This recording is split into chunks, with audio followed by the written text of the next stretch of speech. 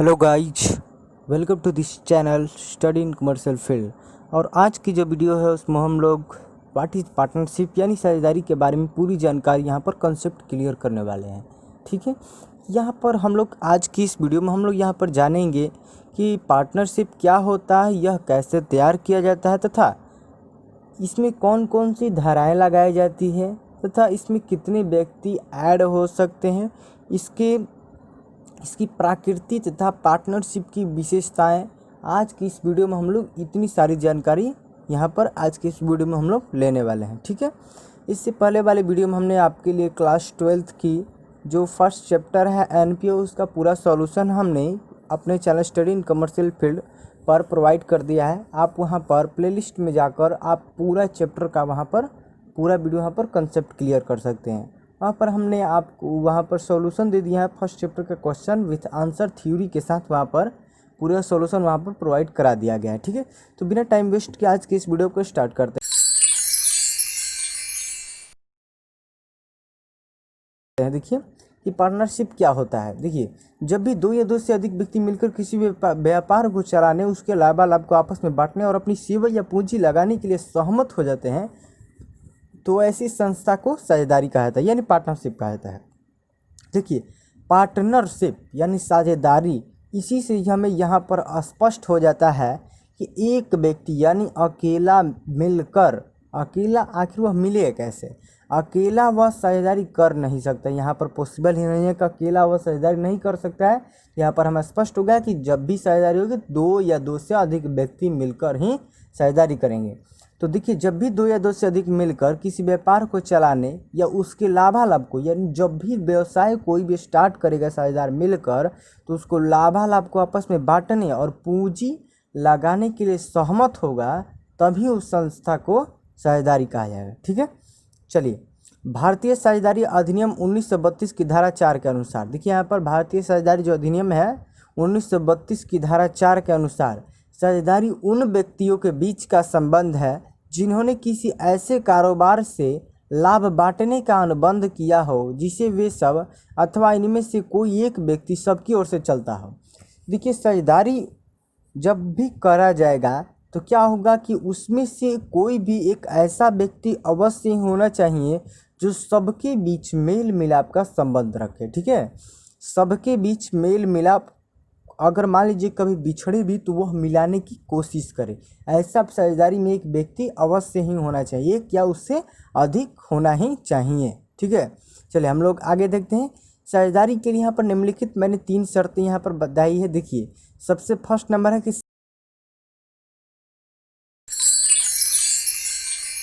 सभी साझेदारों के बीच अनुबंध होना जरूरी है। जब भी साझेदारी बनाई जाती है तो सभी साझेदारों के बीच अनुबंध का होना जरूरी होता है। सेकंड है समझौता या ठहराव लाभ बांटने के उद्देश्य से होना चाहिए।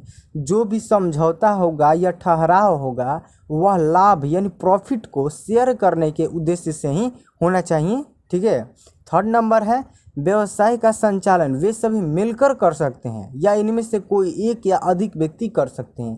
देखिए, इसकी तीसरी शर्त है जो है कि व्यवसाय का जो भी संचालन है वे सभी भी मिलकर कर सकते हैं, लेकिन या इनमें से कोई एक, यानी क्या होगा कि व्यवसाय में एक व्यक्ति वर्क करेगा, वह एक व्यक्ति उसे चलाएगा, सभी लोग मिलकर भी चला सकते हैं, लेकिन एक व्यक्ति अगर सभी लोग चाहें तो वह एक व्यक्ति उस व्यवसाय को चलाएगा, क्या होगा, वो प्रॉफिट थोड़ा उसे अधिक बांट दिया जाएगा, यानी डीड में उसे तैयार कर दिया जाएगा। हम लोग इससे अगले वाली वीडियो में हम लोग डीड के बारे में, पार्टनरशिप डीड के बारे में पूरी जानकारी वहाँ पर लेने वाले हैं। ठीक है, तो देखिए क्या होगा वहाँ पर कि डीड में वहाँ पर जब भी कोई एक व्यक्ति वहाँ पर व्यवसाय को चालू रखता है यानी उस पर काम करता है, बाकी सब लोग किसी और काम करते हैं, तो उससे क्या होगा, उसको प्रॉफिट अधिक मिलेगा। ठीक है, अब देखिए क्या होता है कि प्रॉफिट अधिक मिलता है तो आपस में लड़ाई झगड़ा का मतलब मामला वहाँ पर होने लगता है कि यहाँ वो काम अधिक कर रहे हैं, वो काम कम कर रहे हैं। तो देखिए, इसके लिए यहाँ क्या कर जाता है,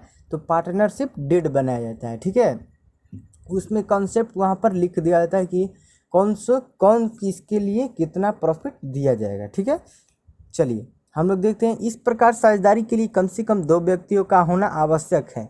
साझेदारी संस्था में जो व्यक्ति शामिल होते हैं तथा अपनी पूंजी लगाते हैं उन्हें साझेदार कहा जाता है। तो देखिए साझेदारी में जो भी व्यक्ति अपनी पूंजी लगाते हैं या क्या करते हैं, तो व्यक्ति जो भी शामिल होते हैं और पूंजी लगाते हैं उन्हें साझेदार कहा जाता है। तो जो भी व्यक्ति होगा साझेदारी में अपनी पूंजी लगाएगा ही, तो जो भी अपने पूंजी लगाएगा उसे क्या कहा जाएगा, तो उसे साझेदार कहा जाएगा। चलिए, वस्तुतः साझेदारी संगठन स्थापित करने वाले व्यक्ति व्यक्तिगत साझेदार और सामूहिक रूप से फर्म कहलाते हैं। जिस नाम से साझेदार का व्यवसाय किया जाता है उसे फर्म का नाम कहा जाता है। मतलब व्यापार जब भी स्टार्ट किया जाता है यानी चालू किया जाता है तो क्या किया जाता है, तो सबसे प्रथम यानी व्यापार का नाम रखा जाता है कि यह किस नाम से स्टार्ट किया जाए। ठीक है, तो वह जो पार्टनरशिप है तो उसमें जब भी क्या होगा, तो सामूहिक रूप से जो भी साझेदार होंगे वह संगठन स्थापित करेंगे अपने में, व्यक्ति या व्यक्तिगत साझेदार और सामूहिक रूप से फर्म वह कहलाते हैं। जब भी साझेदार संगठन स्थापित करते हैं, करने वाले व्यक्ति जो भी व्यक्ति संगठन साझेदारी संगठन स्थापित करता है वह व्यक्ति व्यक्तिगत रूप से साझेदार और सामूहिक रूप से फर्म कहलाता है। जिस नाम से साझेदार का व्यवसाय किया जाता है उसे फर्म का नाम कहा जाता है। तो चलिए हम लोग साझेदारी फर्म की प्रकृति के बारे में जान लेते हैं कि साझेदारी फर्म की प्रकृति क्या होती है। तो साझेदारी फर्म का अस्तित्व इसके सदस्यों से भिन्न नहीं होता है। तो जो भी साझेदारी होती है उसका अस्तित्व क्या होता है, तो सदस्यों से भिन्न नहीं होता है। फर्स्ट नंबर है, दो या दो से अधिक व्यक्ति। साझेदार के लिए यह आवश्यक है कि उसमें कम से कम दो व्यक्ति हों। तो साझेदार के लिए क्या आवश्यक है कि साझेदारी में कम से कम दो व्यक्ति होना अनिवार्य है। कंपनी नियम 2014 के नियम 10 के अनुसार, कंपनी नियम 2014 क्या है, तो 2014 है, 2014 के 10 के नियम के अनुसार एक साझेदार फर्म में साझेदारों की अधिकतम संख्या 50 तक हो सकती है। तो यह देखिए एक महत्वपूर्ण यहाँ पर क्वेश्चन है कि 2014 का जो नियम है 10, उसके अनुसार एक साझेदारी फर्म में अधिकतम जो संख्या है वह कितनी हो सकती है, तो 50 यानी 50 तक हो सकती है, इससे अधिक नहीं होना चाहिए। चलिए सेकंड देखते हैं, अनुबंध या समझौता। साझेदारी की रचना करार या समझौता से होती है। करार ही साझेदारी के संबंध का आधार होता है। करार या अनुबंध लिखित या मौखिक हो सकता है। मौखिक साझेदारी, मौखिक समझौता भी वैध है। यानी जो पार्टनरशिप है उसमें मौखिक भी समझौता यानी मौखिक डीड भी बनाया जा सकता है और लिखित डीड भी बनाया जा सकता है। इस डीड के बारे में हम लोग अगली वीडियो में बहुत ही अच्छे से जानकारी लेने वाले हैं। ठीक है, तो देखिए डीड के बारे में हम लोग हल्का फुल्का भी यहाँ पर जानकारी दिया गया है, तो हम लोग इससे अवश्य ले लेते हैं कि डीड जो होता है वह लिखित भी बनाया जा सकता है, मौखिक भी बनाया जा सकता है। लेकिन किसी भी विवाद से बचने के लिए समझौता लिखित रूप में होता है। अगर कोई भी विवाद हो तो उससे बचने के लिए, विवाद से बचने के लिए जो डीड होता है, समझौता होता है, उसे लिखित रूप में ही बनाया जाता है। समझौता साझेदारों के अधिकार एवं कर्तव्य को परिभाषित करता है। जो डीड है, जो समझौता है, वह साझेदारों का अधिकार और कर्तव्य को परिभाषित करता है। मतलब जो भी डीड में लिख दिया जाए कि नहीं इस पार्टनर को इतना % देना है तो आपको वहाँ पर देना होगा। आप वहाँ पर लड़ाई झगड़ा का, वहाँ पर कोई भी मामला विवाद वहाँ पर नहीं उत्पन्न हो सकता है। ठीक है, तो वहाँ पर इसीलिए यहाँ पर डीड तैयार किया जाता है। चलिए थर्ड नंबर है, वैधानिक व्यवसाय। साझेदारी अनुबंध का उद्देश्य व्यवसाय करना होना चाहिए और व्यवसाय वैधानिक होने चाहिए। तो वैधानिक जो व्यवसाय है उसमें क्या होता है, तो साझेदार का अनुबंध का उद्देश्य जो होता है तो वह व्यवसाय करना होना चाहिए। ठीक है, 4 नंबर है, लाभ कमाना एवं विभाजन। साझेदार का उद्देश्य लाभ कमाना होना चाहिए और कमाए गए लाभ को आपस में बांटना होना चाहिए। जो भी साझेदार है अगर वह वहाँ पर पार्टनरशिप खोलता है यानी चालू करता है तो क्या होना चाहिए, तो जो भी साझेदार का उद्देश्य जो है वह लाभ कमाना होना चाहिए। हानि के विभाजन के लिए समझौता की आवश्यकता नहीं है।